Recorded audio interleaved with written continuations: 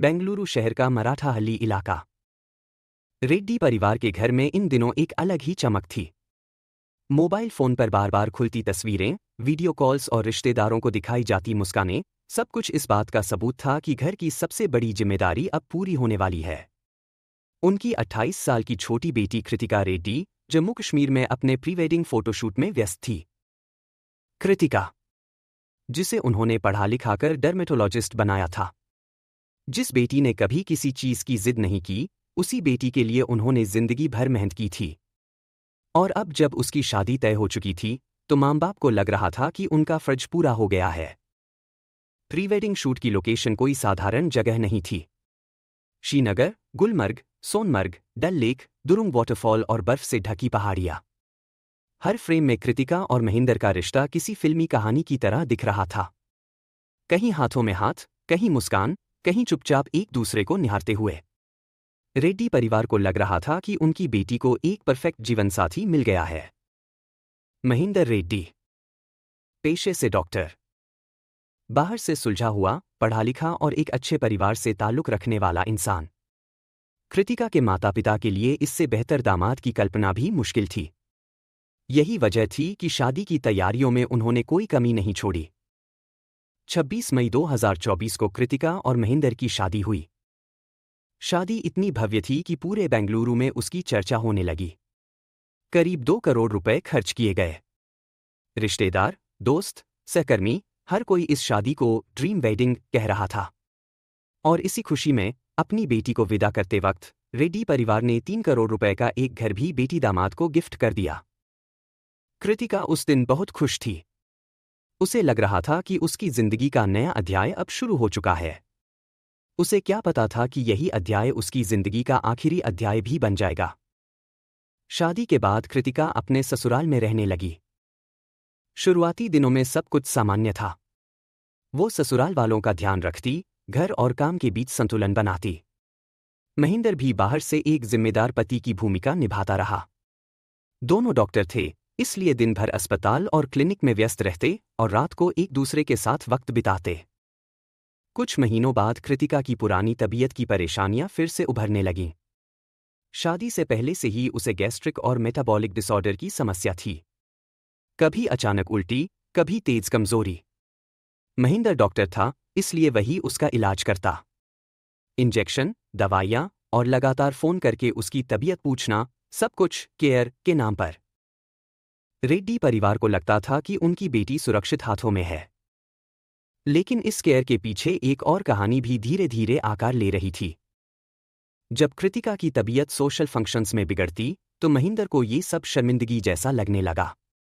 दोस्तों के सामने उसकी परेशानी उसे चुभने लगी। एक बार किसी ने मजाक में कह दिया, तुमने तो बीमार लड़की से शादी कर ली। यही वो पल था जब महेंद्र के मन में कुछ बदलने लगा। उसे लगने लगा कि उसके साथ धोखा हुआ है, कि कृतिका के परिवार ने उसकी बीमारी छुपाई। और यही सोच धीरे धीरे नफरत में बदलने लगी।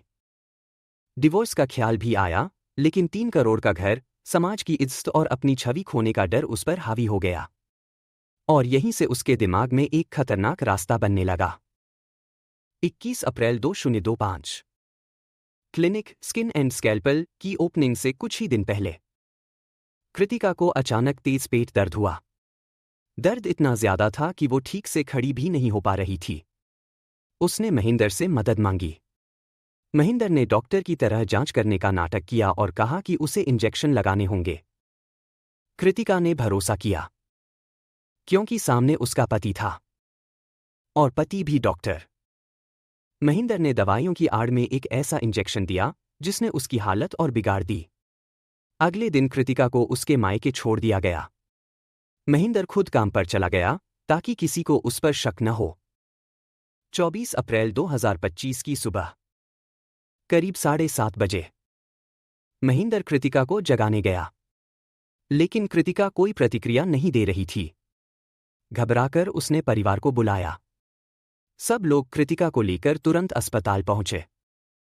डॉक्टरों ने उसे ब्रॉड डेड घोषित कर दिया। एक पल में सब कुछ खत्म हो गया। जिस बेटी की शादी को अभी 1 साल भी पूरा नहीं हुआ था, वो हमेशा के लिए चली गई। पोस्टमार्टम को लेकर परिवार में मतभेद हुए। सबको लग रहा था कि ये बीमारी की वजह से हुई मौत है, लेकिन कृतिका की बड़ी बहन निकिता इस बात से सहमत नहीं थी। उसने जोर दिया कि सच्चाई सामने आनी चाहिए। पोस्टमार्टम हुआ। शुरुआती रिपोर्ट में कुछ खास नहीं निकला। सबको लगा कि मामला यहीं खत्म हो जाएगा। कृतिका के जाने के बाद महेंद्र का व्यवहार धीरे धीरे बदलने लगा। उसने नया इंस्टाग्राम अकाउंट बनाया, घूमने फिरने की तस्वीरें, खुशी भरे कैप्शंस। एक पति जिसने अपनी पत्नी को खोया हो, उससे ऐसी उम्मीद कोई नहीं करता। लेकिन महेंद्र जिंदगी को खुलकर जीने लगा। 6 महीने बाद फॉरेंसिक रिपोर्ट आई। कृतिका के शरीर में प्रोपोफॉल के ट्रेसेस पाए गए। यही वो मोड़ था जहां पूरी कहानी पलट गई। कृतिका की मौत बीमारी नहीं थी, वो एक सोची समझी हत्या थी। 14 अक्टूबर 2025 पुलिस ने महेंद्र रेड्डी को गिरफ्तार कर लिया। उसके फोन और लैपटॉप से ऐसे मैसेज मिले जो उसकी सोच और इरादों को साफ कर रहे थे। I killed my wife for you. यही वो लाइन थी जिसने उसके बनाए हर झूठ को तोड़ दिया। यह कहानी सिर्फ एक हत्या की नहीं है, यह कहानी भरोसे के कत्ल की है। एक ऐसे इंसान की जिसने डॉक्टर होने के बावजूद अपने पेशे और रिश्ते दोनों को धोखा दिया। शादी कोई परफेक्शन का सौदा नहीं होती, वो जिम्मेदारी होती है। और जब जिम्मेदारी की जगह लालच और अहंकार ले ले तो अंजाम सिर्फ तबाही होता है। कैसी लगी ये कहानी कमेंट में ज़रूर बताएं और इसी तरह के वीडियो देखने के लिए मेरे चैनल को सब्सक्राइब करें और अपने दोस्तों के साथ शेयर करें। फिर बहुत जल्द हाजिर होऊंगा एक नई कहानी के साथ। आप खुश रहे और अपने परिवार को खुश रखें। जय हिंद, जय भारत।